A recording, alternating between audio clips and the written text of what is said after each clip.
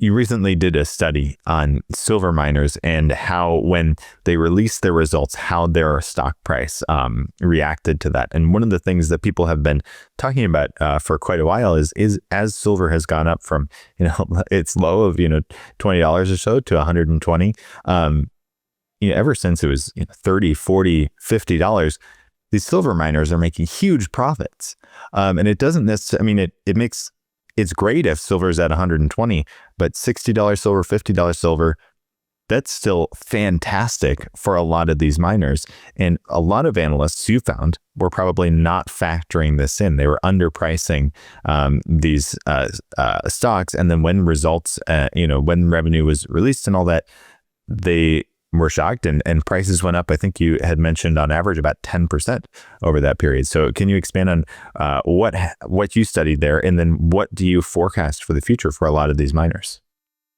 Sure. So we've had the result. I've looked at all the results, or the last results, of the top 35, 36 miners.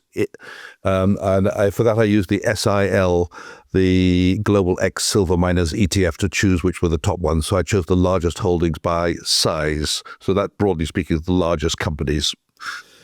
What I discovered was that, and I reduced the database from 35 to only 16. The reason I reduced it to 16 was I eliminated all the loss-making companies, and I eliminated all the companies with price-earnings ratios in the sky. In other words, everything with a price-earnings ratio above 26 times. So out of the top miners, and most of these were really at the top of the pile, there were 16 companies which have a price-earnings ratio below 26.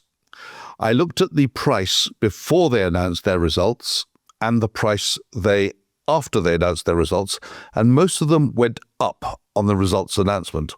So I thought, what if I'd bought every single one of them exactly 7 days before the results were announced and sold it exactly 7 days after the results were announced? And the conclusion, I've got it on my screen in front of me, and everyone can go and look at this on my webpage. It's on clivethompson.com. And you scroll down to the bottom, you'll see a link to it. So you can see the numbers, you can see everything there.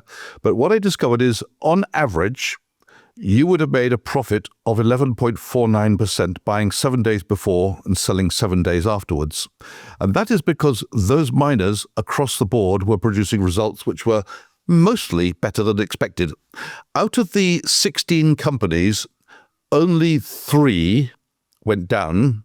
That means 13 went up. And of the ones which went up, a lot of them went up by a lot. Looking at numbers, almost all of them double digits. So if I just run my eye down the percentages, the first one, 13.95, then 7, then 14.58, then 22.27, then there was a minus 40. That's one of the 3 which lost.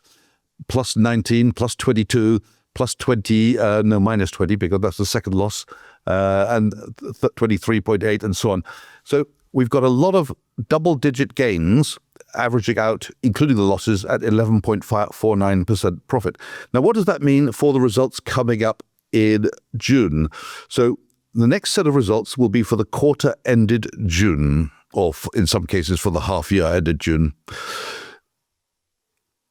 All those profits we already can anticipate will be much higher than they were a year ago, because the average silver price over the last 3 months and 6 months and 12 months has been a lot higher than it was in the same quarter, the June quarter, 2025. That means the mining companies have been making much more profit this quarter than they made exactly a year ago. So they will be showing a year-on-year profit increase, which will be substantial. Revenue increase and profit increase, and I'm assuming almost every single one of them. What we don't know this, but I'm speculating that for those who want to take a chance, you look at the ones which are going to have the biggest profit increase, and there's a table on my website you can look at to see that. I'm speculating the ones with the biggest profits increases will be the ones which will move the most when those results are actually announced. Now, this is only speculation, but it'd be repeating what happened in Q1 for those companies. 13 out of 16 went up a lot, and perhaps a large percentage could go up again. No guarantee it's going to happen, but I think it was an interesting exercise to discover that the analysts were just too cautious at the end of the last quarter. And for those who are bullish on silver long term, it is interesting to note that the price of a lot of these miners have fallen significantly since silver has cooled off here. So again, it seems like there is a good argument to be made that, the market is not pricing in these higher profits at these higher prices. The market has become overly negative. I've measured the silver prices via the ETFs and via direct silver companies compared with the last time silver was at this price on the way up. If you held a portfolio of these companies, diversified, or the ETF, you would have less value today than you had at the last time the silver price was at this level when it was on the way up, and significantly less. So the silver miners have underperformed. They've become overly pessimistic in the light of the recent fall in the silver price. So that means to me, if you're buying into silver miners today, you're getting it at what seems like at a time when people are overly pessimistic. Doesn't mean to say it's the bottom. We don't know that. Nobody can tell you that. It might be, it might not be. But I always say, if you're going to go do it gradually, a little, maybe 1/3 now, then wait a while and do another third. And don't be frightened if you're paying less, and don't be frightened if you're paying more in a month or 2 months, or whenever you decide to do your next lot than you did before. And then wait a bit more and do your remaining third. That way, you're definitely not the fool in the room, because you will have a range of prices. And if it's going up, you'll be laughing all the way to the bank because you've got prices that you paid which are lower than the price on the way up. And if it's going down, you can say, I was a smart cookie because I didn't buy it all at that higher price. I was a wise guy. I used to buy it down. So as you buy on the way down, if it does go down, we don't know it will, but if it does, at least you're getting prices which are closer and closer to whatever the bottom will turn out to be.